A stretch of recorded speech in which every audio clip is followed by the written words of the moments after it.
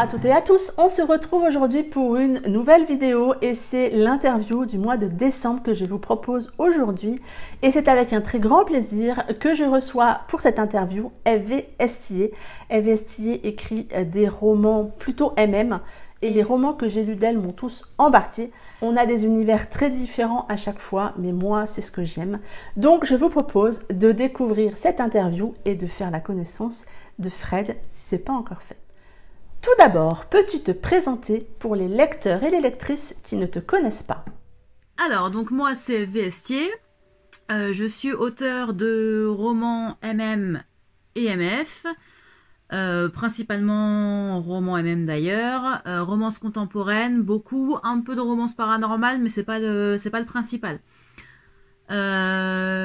J'ai écrit une dizaine de livres en auto-édition et en maison d'édition, donc chez les éditions Bookmark, notamment, où j'ai plusieurs titres. Chez Hugo Roman, où j'ai un titre et un autre qui sort l'année prochaine. Chut, on ne sait pas encore. Voilà, pour la petite exclue. Mais ce sera un MF, un peu. Bref, vous verrez. Peux-tu également nous dire comment t'es venue l'envie d'écrire? Depuis combien de temps écris-tu? Alors, j'écris depuis longtemps. En fait, j'écrivais vraiment quand j'étais toute petite, 8-9 ans, je faisais des espèces de dessins et certains connaissent mon talent de dessinatrice. Donc je faisais des dessins avec des petites histoires sur des princesses, des sorcières, voilà, des trucs à la con. Et après, j'ai écrit un peu vite fait des histoires d'ados, lycée, d'histoires d'amour. Enfin voilà, ça c'était quand j'étais beaucoup plus jeune. Après, j'ai arrêté d'écrire pendant une très très longue période, pendant toute mon adolescence, pratiquement. Parce que j'avais mieux à faire qu'écrire, voilà. Donc, clairement, j'étais jamais chez moi, je sortais tout le temps. Donc l'écriture, c'était vraiment plus une priorité. Je lisais plus beaucoup non plus d'ailleurs. C'était un peu, ouais, ça m'avait un peu passé. Et puis en fait, j'ai vraiment recommencé à l'époque. C'était un tremplin d'écriture Black Moon, qui est BMR maintenant, je crois, si je dis pas de bêtises. Donc c'était il y a quelques années, en 2015, 2016, 2015, je sais plus, bref. Donc je cherchais des manuscrits, donc je me suis dit, bah vas-y, je vais tenter, on va tester. J'ai écrit une histoire hyper rapidement, une sorte d'ange de démon, enfin des choses comme ça, qui était très très mauvaise, hein, mais bon, voilà. J'ai tenté ma chance, évidemment j'ai pas été prise, hein, ça se saurait, mais au moins ça m'a remis le pied à l'étrier un peu. Et donc j'ai commencé à vraiment réécrire des histoires. À l'époque je publiais beaucoup sur le forum d'écriture de Booknode. Ça marchait vraiment très très fort à cette époque-là. Moi je connaissais pas Wattpad, je connaissais pas tout ça. Même Fiction Press, j'ai un peu écrit dessus, mais après, et ça n'a pas duré longtemps. Voilà, Booknode c'était vraiment mon truc. Je lisais plein d'histoires dessus, enfin j'en écrivais, il y avait une super communauté, donc c'était vraiment chouette. Donc Slayer est né là-bas, Ce que nous sommes devenus Rebel Love est né là-bas, Escort est né là-bas, enfin voilà, plusieurs histoires qui ont commencé sur ce forum. Et donc j'ai écrit pendant pas mal de temps, et puis un jour je me suis dit, bah pourquoi est-ce que je tenterais pas l'auto-édition? En fait j'ai même pas pensé à envoyer mes manuscrits ni rien, je me suis dit, voilà, enfin je voulais vraiment voir ce que ça faisait, ce que ça donnait, si je pouvais avoir un nouveau lectorat, si je pouvais attirer d'autres gens, leur faire découvrir mes histoires et tout. Donc je me suis lancée avec Ce que nous sommes, à l'époque, Ce que nous sommes, qui est devenu Rebel Love depuis qu'il a été publié chez City. Mais voilà, à l'époque c'était ça. C'est vieux qui est devenu ça. Ce n'est pas moi qui ai choisi le titre. Quand même, je tiens à le préciser. Donc c'était le premier. Et puis de là, en sont venus d'autres et d'autres. Et là j'en suis peut-être à une dizaine, franchement je les ai pas comptés. Ce qui est peu quand même encore depuis le temps. Mais j'essaye d'être un peu plus rapide. Mais bon, c'est compliqué. Donc voilà, c'est vraiment devenu une vraie passion. En fait, j'ai plein d'idées, j'ai vraiment hâte de pouvoir les écrire et les partager. Là, je suis vraiment sur mon projet principal, c'est la saga Elite. Donc la saga Elite, pour l'instant, elle a 3 tomes qui sont là. Le tome 1 avec Judy Zane, le tome 2 avec Cooper et Kane, et le tome 3 avec Colt et Daniel. Donc voilà, ça c'est vraiment une série qui me tient à cœur. En fait c'est parti, j'avais plein d'idées, plein de choses dont je voulais parler.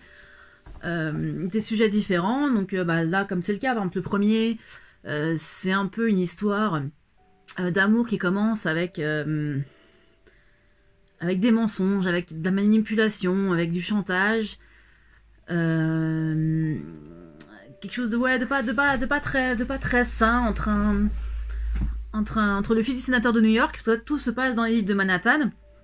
Donc c'est que des gosses de riches en fait, et leurs histoires, et tout ce qui tourne autour avec leur bande de potes et tout ça. Donc le premier tome c'était ça, c'était sur quelqu'un, c'était Zane qui n'a pas beaucoup d'argent, mais qui veut avoir un bel avenir, qui veut se payer une grande université, qui n'a rien trouvé de mieux à faire que d'essayer d'escroquer en gros des jeunes qui ont du fric. Voilà. Après il y a le tome 2, c'est sur Cooper et Kane. Donc ça parle de Kane, c'est un ancien champion de hockey qui est devenu entraîneur, donc qui a la quarantaine, et qui va tomber sous le charme de Cooper, qui est le petit ami de sa belle-fille, qui a 20 ans de moins. Donc voilà, ça commence un peu comme ça, donc c'est plus axé sur la différence d'âge déjà, parce que c'est un thème moi c'est un thème que j'aime beaucoup, on retrouve souvent dans mes bouquins, on le retrouve là dans Fixia, dans ma romance de Noël, c'est pareil, c'est un ancien hockeyeur aussi et le fils de son meilleur pote. Dans la sortie que je vais sortir l'année prochaine chez Hugo, pareil, c'est une fille de 20 ans avec un mec qui en a une quarantaine. Donc voilà, c'est vraiment ça, ouais, c'est un sujet qui me plaît. Et il y avait aussi, donc dans le tome 2, Hide and Seek, il y a aussi l'histoire de l'homophobie dans le sport, de devoir mentir à tout le monde pour pouvoir continuer à jouer, pour pas être... pour pouvoir continuer d'exercer son activité professionnelle. Et le tome 3, qui est Under Your Skin, qui parle notamment des thérapies de conversion. Voilà, donc des parents qui emmènent leurs enfants dans des centres où ils subissent des choses affreuses, des fois ça arrive jusqu'au viol, des choses vraiment dégueu. Et voilà, je pense que c'était un sujet intéressant à aborder. Je sais que plusieurs autres l'ont fait, et c'est vrai que faut en parler, parce que je pense que c'est vraiment un sujet important. Donc voilà, donc en tout il y aura 6 tomes. 6 tomes, le 4e sera normalement un peu plus fun, un peu plus léger. C'est sur Shane, qui est un gros fêtard, qui picole, qui se drogue, qui fait des orgies, qui fait un peu n'importe quoi, et qui va se retrouver avec une babysitter pour le surveiller, parce que sa mère en a marre qu'il fasse de la merde. Donc voilà, ça va être un truc un peu plus léger. Le tome 5, hop, on repart dans le hockey, parce que voilà, on sait que j'aime ça. Donc voilà, donc là ce sera hockey universitaire. Et le tome 6, j'en dis pas plus, parce que j'attends de voir, je sais que certaines personnes attendent un couple en particulier, donc je suis en train de réfléchir à tout ça. Et puis des petites nouvelles aussi, toujours dans ce monde-là, on revoit les anciens couples, voilà. Donc ça c'est vraiment le projet principal. Pour ce qui est de mon activité professionnelle, maintenant oui, pas vraiment. En fait, depuis avant je travaillais dans l'hôtellerie, j'ai travaillé toute ma vie dans l'hôtellerie, et en fait après le premier confinement, vu qu'on ne bossait plus, j'ai repris un rythme différent, parce qu'en fait je fais aussi des traductions, donc je traduis de l'anglais au français, et donc du coup pendant les 3 mois de confinement, mon hôtel était fermé, donc j'ai dû rester chez moi, et j'ai vraiment pris un nouveau rythme en fait qui me correspondait. Et du coup quand l'hôtel a rouvert, j'ai dit à ma boss, non c'est mort, je reviens plus. Et donc voilà, donc depuis le confinement en fait, c'est l'écriture et la traduction sont mes seules activités professionnelles. Voilà. Combien de temps par jour consacres-tu à l'écriture? Quel est le meilleur moment pour toi pour écrire dans la journée? Alors, pour le temps par jour que je consacre à l'écriture, ça varie. En ce moment, je participe en hors concours, au concours Sous le sapin sur Fixia, qui est très sympa en fait. Je sais pas si vous connaissez, c'est une plateforme où tout le monde poste ses textes et vous les lisez. C'est des chapitres courts. Donc voilà, plein d'histoires différentes. On est 250, peut-être presque 300 je crois, à écrire là-dessus. Donc là, je m'impose une discipline d'écrire quand je peux. Là, aujourd'hui, j'ai pas eu le temps, mais d'écrire un chapitre par jour pour les poster tous les soirs. Donc voilà, donc j'écris au moins ça, mais moi je commence jamais à écrire avant 17-18 heures. En général, la journée, je fais plus de la trad, et j'écris vraiment plus le soir. Mais oui, j'écris plusieurs heures par jour suivant l'inspiration, parce que j'ai donc ce concours, enfin ce texte, plus d'autres projets sur lesquels il faut que j'avance aussi. Donc ça me prend pas mal de temps. Et voilà. Le meilleur moment dans l'écriture, je sais pas trop. Enfin, à chaque fois, c'est très différent. La terminée, oui, c'est sûr. La terminée, on est content. On se dit, ça y est, on a fini un projet, c'est bouclé. Enfin, il y a quelque chose de très satisfaisant et gratifiant dans le fait de terminer une histoire. Même tout le processus, en fait, d'écriture, c'est sympa parce qu'on sait. Enfin, moi, je sais que je fais pas de plan. Je sais pas faire ça. Je sais pas m'organiser. J'essaye, hein, mais ça marche pas trop avec moi. Donc, de pas vraiment savoir. Des fois, il y a des choses que je prévois dans ma tête. Je me dis, il faut que ça arrive. Et puis, finalement, ça part dans des directions que j'avais pas du tout prévues. Et donc, tout est remis en question. Et je trouve ça chouette, en fait. Même si on écrit, des fois, on est quand même surpris. Même si c'est étrange de dire ça. Par la tournure des choses, par ce qui va se passer. Alors en général, j'ai quand même un début, une fin, je sais à peu près où je vais. Par contre, je sais pas du tout ce qui va se passer entre. Il y a des choses qui devaient se passer qui se passent pas. Enfin voilà, c'est vraiment. Voilà, donc après, je pense pas qu'il y a pas un moment meilleur ou un autre, un meilleur qu'un autre. Je pense que c'est différent, tout est différent. Si le seul truc qui est un peu chiant, c'est toute la réécriture, la correction, la relecture à la fin. T'as tellement lu ton manuscrit qu'il te sort par les yeux et que tu veux plus entendre parler de tes personnages. C'est pour ça que d'ailleurs je ne relis jamais. Je sais qu'il y a des auteurs qui relisent leurs romans.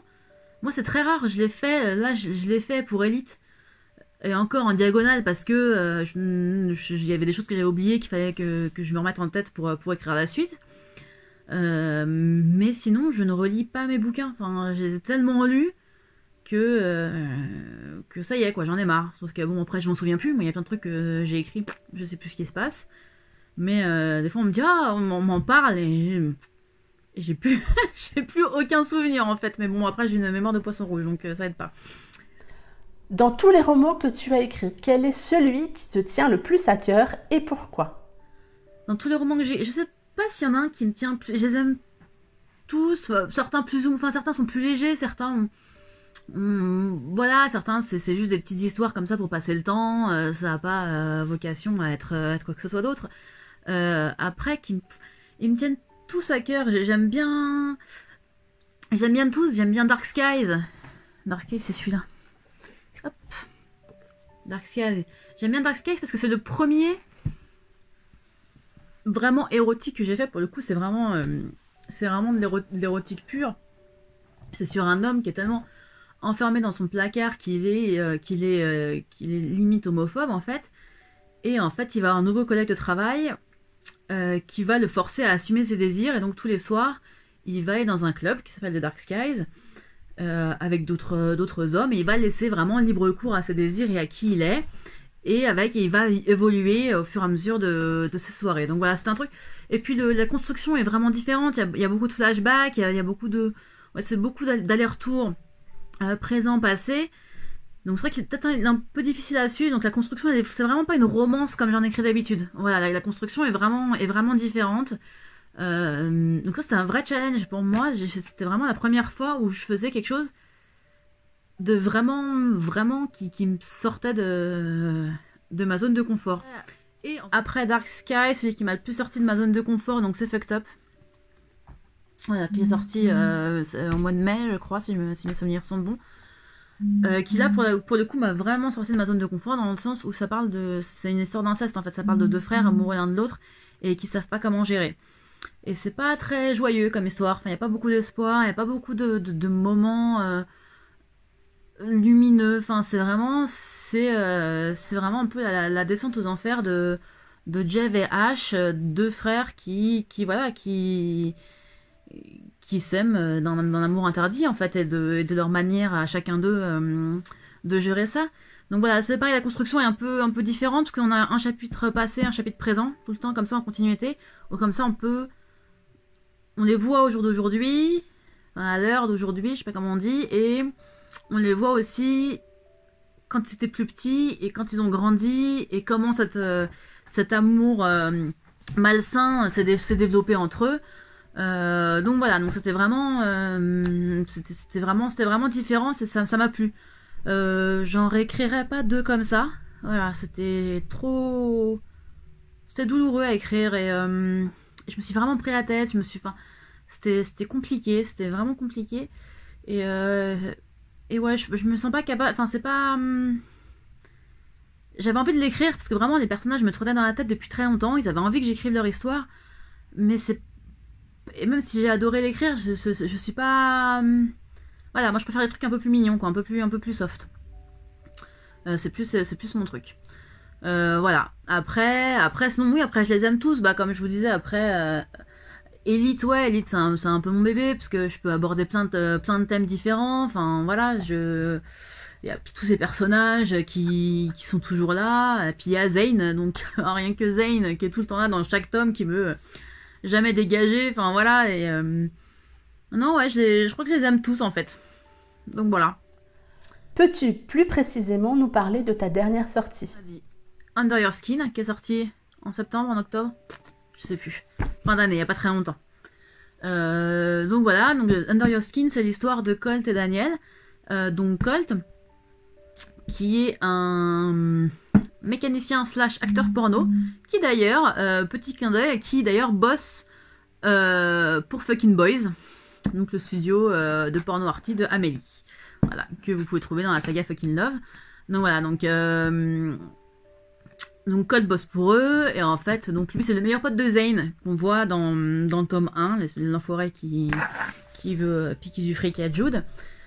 Donc Colt c'est quelqu'un de très posé, voilà, c'est quelqu'un, il fait sa vie, il est cool, il a un peu un look bad boy alors que pas du tout, et enfin il a vraiment tous les hommes le kiffent et tout ça. Et de l'autre côté on a Daniel qui est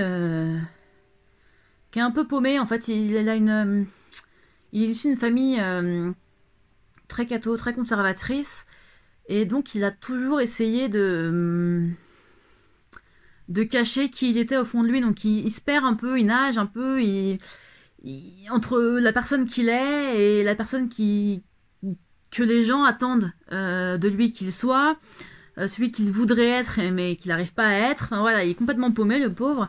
Et donc voilà, ils vont se rencontrer un soir où après en fait Daniel malgré tout ce qui lui arrive, il a une fascination, enfin il développe une fascination un peu pour Colt après avoir vu des vidéos, et donc il décide de le voir en vrai, vu qu'ils habitent la même ville et tout ça, et en fait de là naît un peu naît une attraction, et donc il commence un peu à développer des sentiments. Enfin il y a une histoire qui se crée entre eux, faite de haut et de bas, parce qu'en fait c'est une histoire qui se déroule sur 3-4 ans en fait.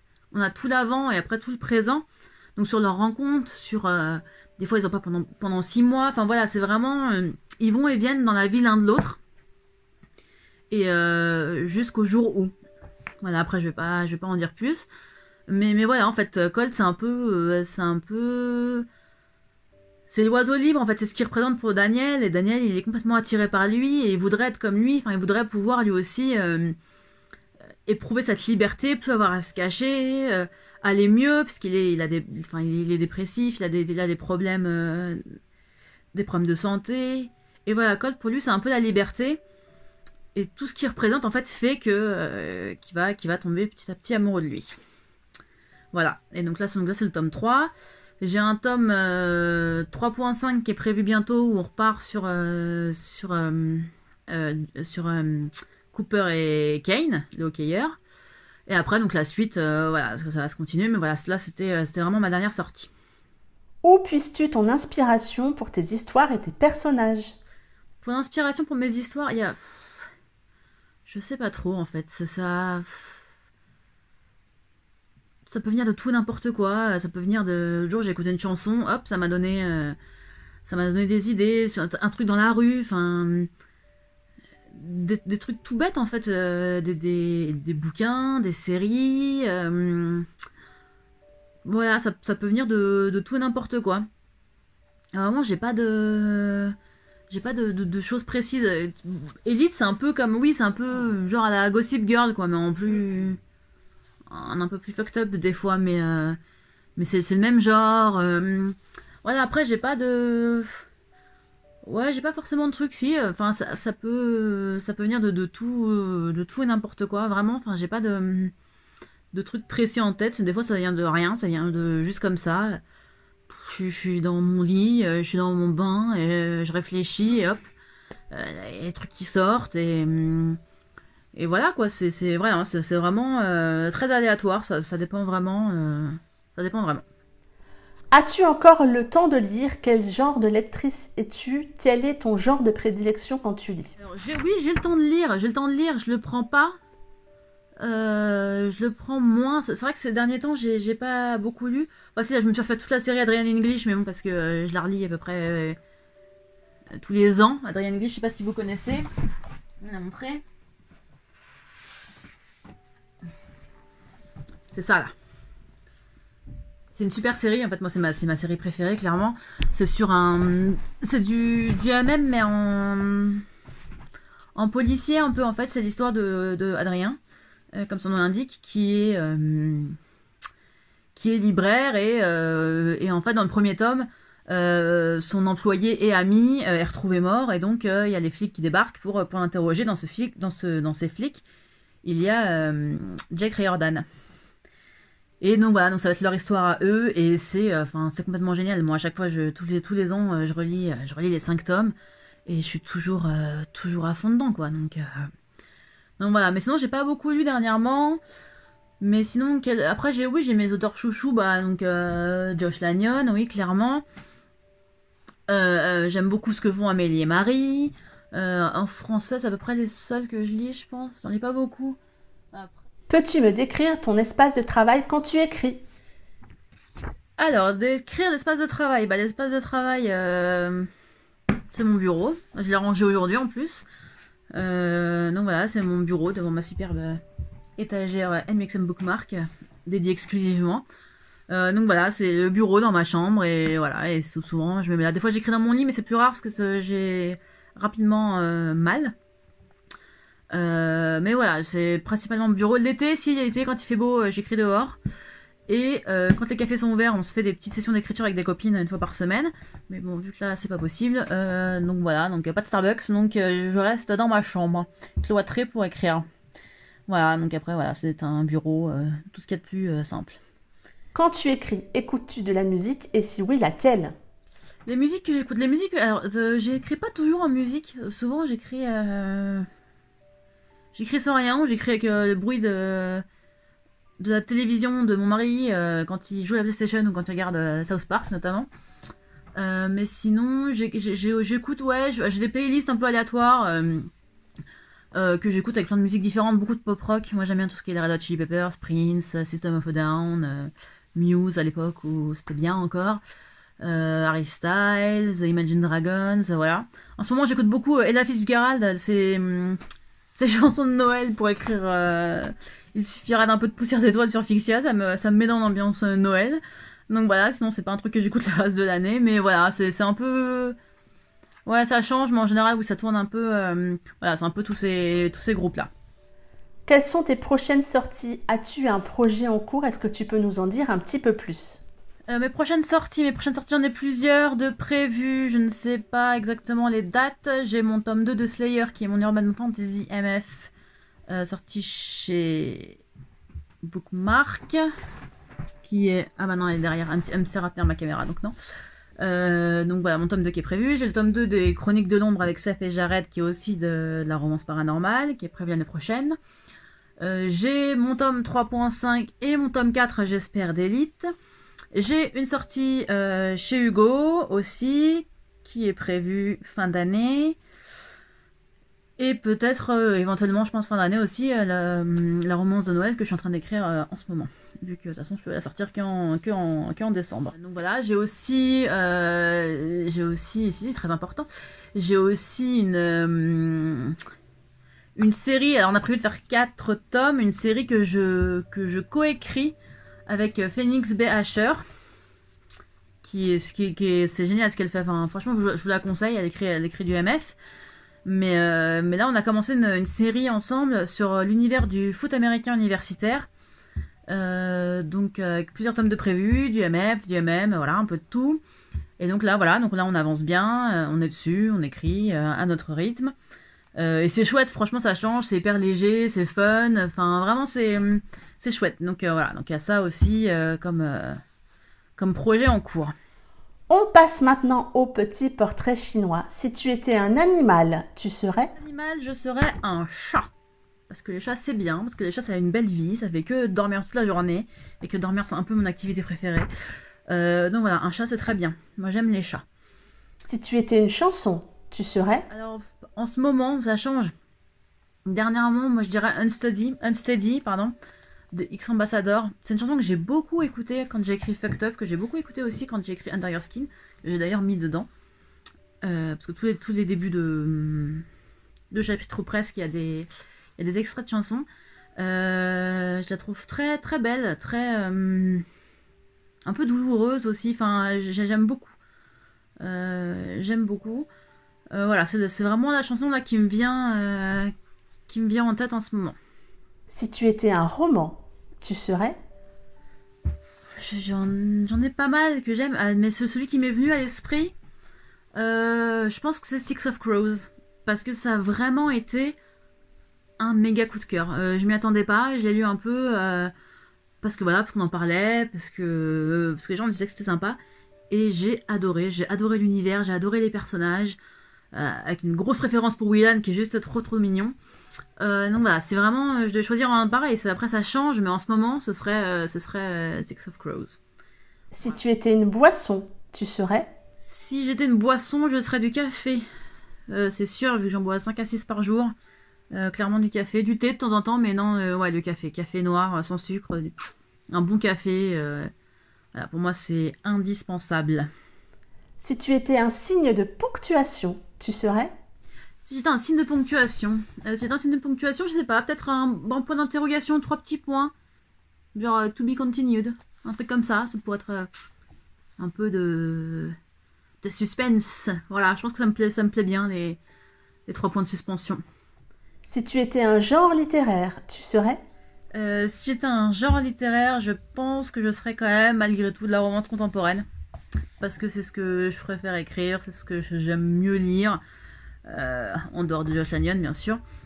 Mais ouais, je pense que c'est ce qui me plaît, parce que malgré le fait que tout ait déjà été fait, tout ait déjà été écrit, on peut quand même trouver des nouvelles choses, aborder des sujets de manière différente, aborder plein de thèmes différents. Donc voilà, je pense que ouais, ça serait la romance contemporaine, clairement. Pour finir, veux-tu dire quelques mots à tes lecteurs et tes lectrices? Alors pour finir, donc merci à toi Mimi d'avoir pensé à moi pour cette interview, c'était cool. Merci aussi à tous ceux qui ont regardé cette vidéo jusqu'au bout, qui m'ont écouté dire des bêtises pendant une demi-heure. Donc voilà, j'espère que ça vous a plu, j'espère que vous avez appris des trucs. Et n'hésitez pas, hein, de toute façon, si vous avez envie de discuter, si vous avez des questions, je suis là. Voilà, je vous fais des gros bisous à tous, bye. Ça en est tout pour cette interview. Merci énormément Fred d'avoir accepté de répondre à mes questions. C'était vraiment un plaisir pour moi de t'accueillir ici sur la chaîne. J'espère que cette interview vous aura plu. N'hésitez pas, si vous avez quelques petites questions, à me les mettre en commentaire sous la vidéo. Je me ferai un plaisir d'y répondre ou de relayer les questions auprès de Fred. En attendant, moi, je vous souhaite de très bonnes lectures, un bon week-end et je vous dis à très bientôt pour une prochaine vidéo. Bye bye!